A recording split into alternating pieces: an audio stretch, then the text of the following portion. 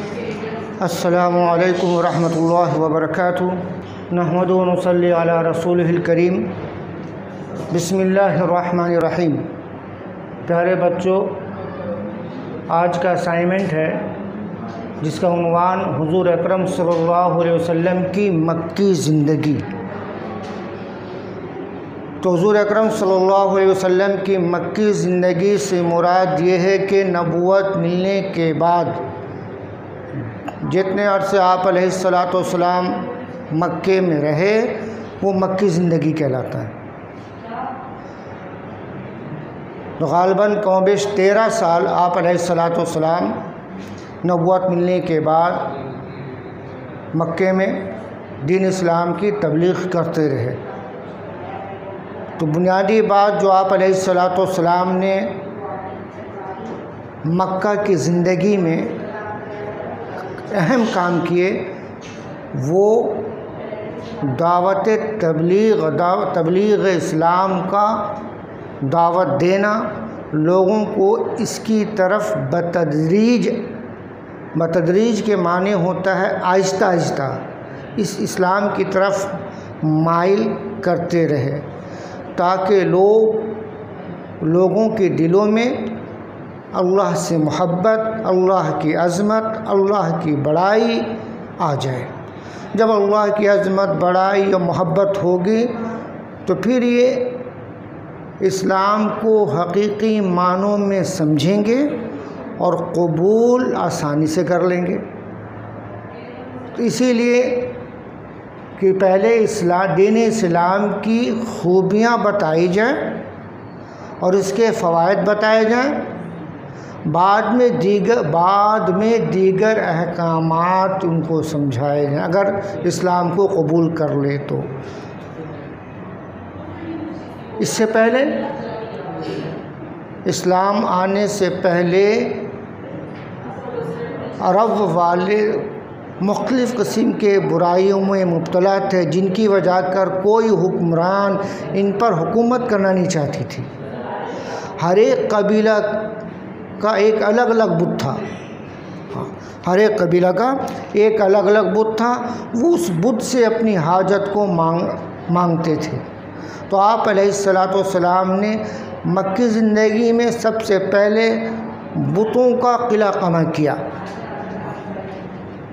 اور ان کی ترقی کو ابھارا اور ایک اللہ کی حقیقت کو ان کے دلوں میں ڈالا کہ ان بتوں سے نہیں ہوتا، اللہ سے ہوتا ہے۔ تو مکی زندگی میں آپ علیہ الصلاۃ والسلام نے جو تبلیغ کی ہے ان 5 باتوں پر زیادہ زور اور اہمیت دی ہے۔ پہلی بات توحید، بنیادی بات ہے توحید۔ توحید کے معنی ایک، اکیلا، یکتا، کہ اللہ کی ذات ایک ہے، اکیلے ہیں، یکتا ہے۔ اللہ کے ساتھ کسی کو شریک نہیں ٹھہرانا، نہ اللہ کی ذات میں نہ اللہ کی صفات میں، یہ اصل ہے۔ توحید اصل ہے دین کا، منبع جو ہے وہ توحید ہے کہ عبادت جو ہم کر رہے ہیں وہ صرف اللہ کے لیے کر رہے ہیں، جتنے احکام مان رہے ہیں صرف اللہ کے لیے مان رہے ہیں۔ اور توحید کا تقاضا یہ ہے کہ ہم مانگے تو صرف ایک اللہ کی ذات سے مانگے۔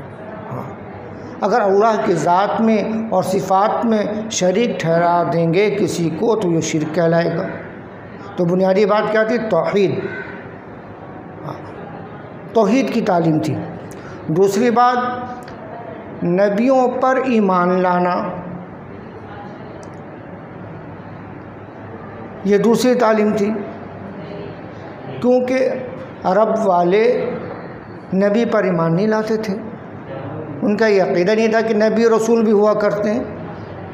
اور پھر دوسری بات، بعض قوم کسی نبی کو مانتے، کسی نبی کا انکار کر دیتے، جیسے یہودی عیسیٰ علیہ الصلاۃ والسلام حضور اکرم صلی اللہ علیہ وسلم کا انکار کر دیتے تھے، موسیٰ علیہ الصلاۃ والسلام کو مانتے تھے، اور عیسائی عیسیٰ علیہ الصلاۃ والسلام کو تسلیم تو کرتے تھے کہ اللہ کے نبی ہیں، لیکن حضور اکرم صلی اللہ علیہ وسلم کا انکار کرتے تھے۔ تو آپ علیہ الصلاۃ والسلام نے دوسری بات جو توجہ دلائی اہل مکہ کو، وہ نبیوں پر ایمان لانا۔ آمن الرسول بما انزل الیہ من ربہ والمؤمنون، کہ ایمان لاؤ تمام رسولوں پر، نبیوں پر، کہ یہ سارے کے سارے نبی ہیں، اللہ کے بھیجے ہوئے رسول ہیں نبی، کہ نبیوں پر ایمان لانا۔ اور تیسری بات جو تھی وہ آخرت پر ایمان لانا۔ اگر ہمارے ذہن سے آخرت کا تصور ہٹ جائے تو ہم دنیا کے ہو کر رہ جائیں اور دنیا میں اپنی من مانی کریں، من چاہی کریں اور رب کی مان کر نہ جائیں۔ اصل تو آخرت ہے کہ آخرت میں اللہ ہم سے پوچھیں گے کہ ہم نے دنیا میں کیا کیا، کسی کی ناحق تلفی تو نہیں کی، کسی کا حق تو نہیں مارا، کسی پہ ظلم و جبر تو نہیں کیا۔ اگر ایسا ہے پھر اللہ آخرت میں پوچھیں گے۔ ایک مرتبہ حضرت علی رضی اللہ تعالیٰ عنہ کے پاس ایک شخص آیا اور آ کر ایک قبر سے ایک مردے کی ہڈی کھوپڑی لیا ہے، کہا کہ یہ تمہارے نبی کیا کہتے ہیں کہ مرنے کے بعد قبروں سے اٹھائے جائیں گے، پھر حساب و کتاب ہوگا، سوال و جواب ہوگا، ہم اس کو نہیں مانتے۔ حضرت علی رضی اللہ تعالیٰ عنہ نے کیا خوبصورت جواب دیا۔ سوچ، تو کہتا ہے قبر میں اس کا سوال و جواب نہیں ہے، چلو ٹھیک ہے، جو تیرے ساتھ معاملہ ہوگا وہ میرے ساتھ معاملہ ہوگا، لیکن ہمارے نبی نے ایک فرمایا کہ قبر میں سوال و جواب ہے، آخرت میں پوچھا جائے گا، ہم تو تیاری کر کے جا رہے ہیں، میں تو بچ جاؤں گا، تم پھنسو گے۔ تو اس کو یہ بات ایسی اثر کری کہ وہ فوراً ہی اسلام قبول کر لیا، کلمہ پڑھ لیا۔ تو آخرت میں ایمان کا تصور یہ دلوں کو منور کرتا ہے۔ اس کے بعد اگلی بات جو ہے اللہ کی کتابوں پر ایمان لانا، کہ تورات، زبور، انجیل، قرآن مجید، اس سے پہلے کے جو صحیفے ہیں سب پر ایمان لانا، کہ سارے کے سارے اللہ کی بھیجی ہوئی کتابیں ہیں اور صحیفے ہیں۔ تورات، زبور، داؤد علیہ السلام پر، زبور موسیٰ علیہ السلام پر، انجیل عیسیٰ علیہ السلام پر، اور قرآن مجید جو الہامی کتاب ہے حضور اکرم صلی اللہ علیہ وسلم پر نازل ہوئی۔ ان چاروں کتابوں پر اور تمام صحیفوں پر ایمان لانا بھی ضروری ہے۔ اور آخری یہ تمام فرشتوں پر ایمان لانا، کہ اللہ نے اپنی نورانی مخلوق کو پیدا کی ہیں، اور یہ ساری نورانی مخلوق اللہ کے حمد و ثنا میں مبتلا ہے۔ کوئی قیام میں کھڑا ہے، تو کوئی رکوع میں ہے، تو کوئی سجود میں ہے، کوئی تسبیح کر رہا ہے، کوئی تحلیل کر رہا ہے، کوئی دعا میں، کوئی استغفار میں لگا ہے۔ تمام فرشتوں میں مان لانا۔ اللہ نے کئی فرشتے پیدا کیے، ان میں سے 4 بڑے مشہور فرشتے ہیں۔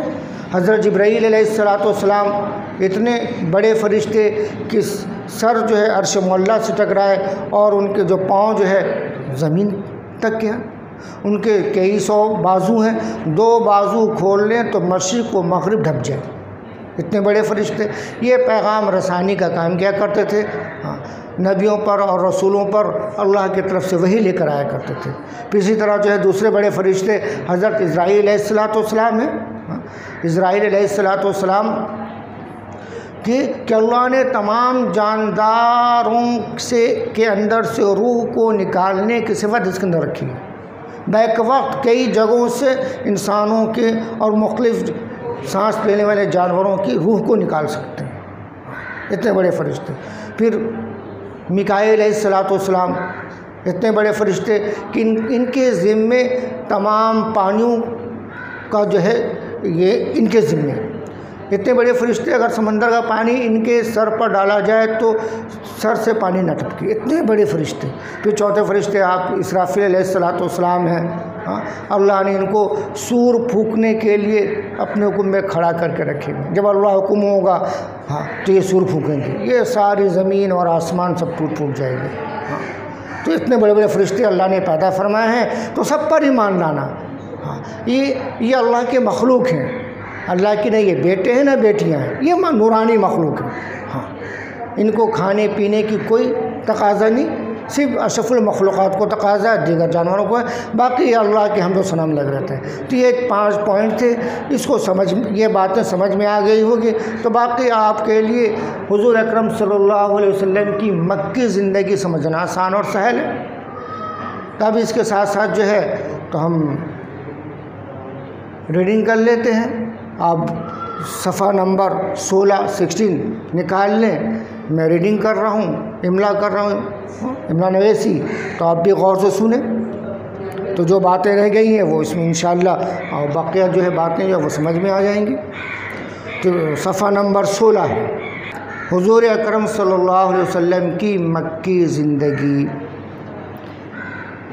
تبلیغ اسلام کا ایک اصول تدریج ہے، اس کے معنی ہے آہستہ آہستہ، جس کی روح سے ضروری ہے کہ پہلے لوگوں کے دلوں میں اللہ تعالیٰ کی محبت ڈالی جائے، انہیں ایمان اور اسلام کی حقیقت بتائی جائے اور ان عقائد کی وضاحت کی جائے جن سے زندگی کا آغاز ہوتا ہے، اور پھر جب ذہن حق کو قبول کرنے کے لیے پوری طرح تیار ہو جائے تو دین کی دوسری تفصیلات بیان کی جائے۔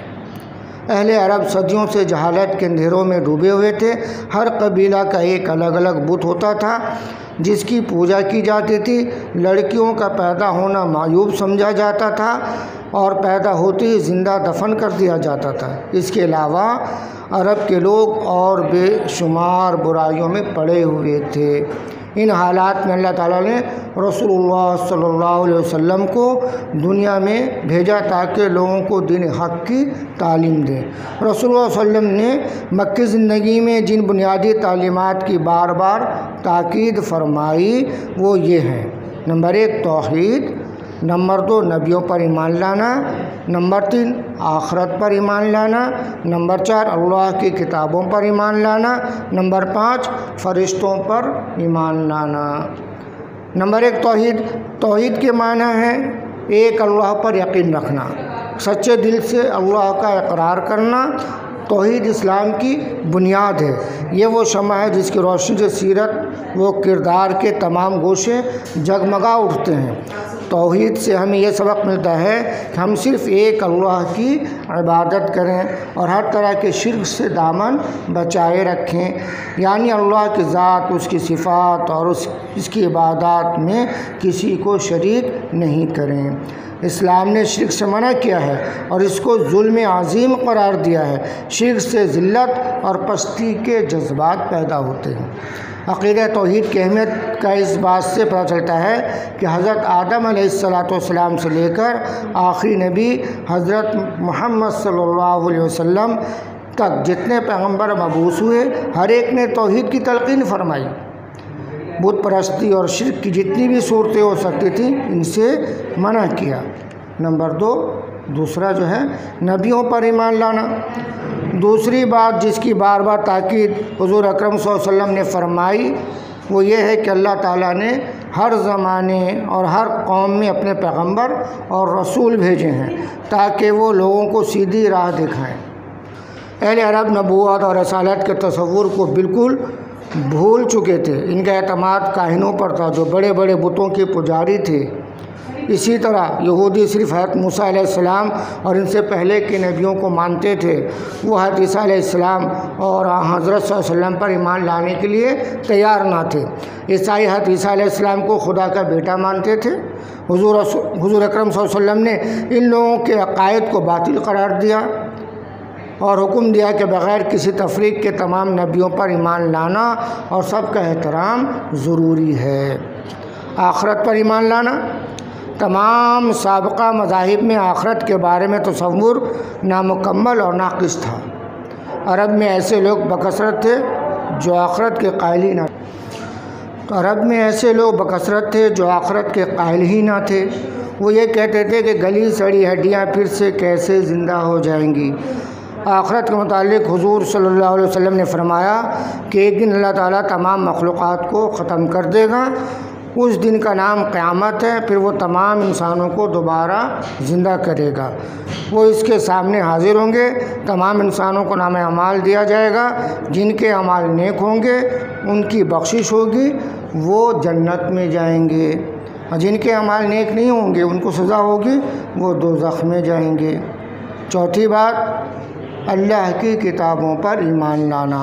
اللہ تعالیٰ نے جو کتابیں اپنے انبیاء علیہ السلام پر نازل فرمائی ہیں، جیسے صحف ابراہیم، تورات، زبور، انجیل اور قرآن، ان سب پر ایمان لانا ضروری ہے۔ اور پانچویں، فرشتوں پر ایمان لانا۔ فرشتے بھی اللہ تعالیٰ کی مخلوق ہیں، سب خدا کے تابع اور فرما بردار ہیں، اور بال برابر بھی اس کے حکم کی نافرمانی نہیں کرتے۔ فرشتے گناہوں سے پاک ہیں اور ہمیشہ خدا کی بندگی اور عبادت میں مشغول رہتے ہیں۔ ان میں سے 4 فرشتے سب سے زیادہ مقرب ہیں۔ نمبر 1 حضرت جبرائیل علیہ السلام، نمبر 2 حضرت میکائیل علیہ السلام، نمبر 3 حضرت عزرائیل علیہ السلام، نمبر 4 حضرت اسرافیل علیہ السلام۔ تو یہ آپ بھی غور کے ساتھ دوبارہ ایک مرتبہ املا کر لیں، املا نویسی کر لیں، انشاءاللہ آپ کی بات جو رہ گئی ہے واضح ہونے میں وہ آپ کو صحیح طریقے سے سمجھ میں آ جائے گی۔ وما علینا الا البلاغ المبین۔